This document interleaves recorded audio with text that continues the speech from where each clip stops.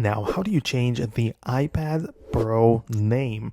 Let's talk about it. So if you're new on this channel, make sure you subscribe and you'll never miss anything important. Well, you can open up your settings app and at the top of the page, you can see your profile with the name, but that's the name of the owner, like of the person who has the iPad.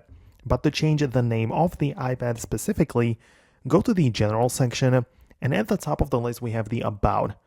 Then again, at the top, we have the name, and this is now the name of your iPad device. So most likely it's going to be something like default, but you can change it to be literally anything you want, right?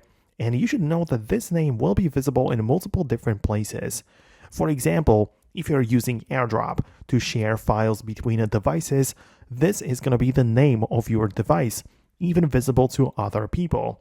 Of course, it's also going to be the name when you're sharing Wi-Fi network. Like a lot of people use iPads to share and set up personal hotspot, and this is going to be the name of the Wi-Fi network.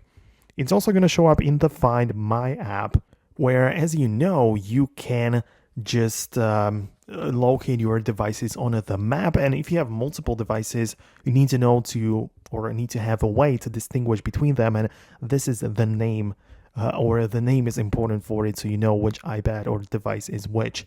So that's how it works. This is where you can change it. Let me know in the comments below if you made it work.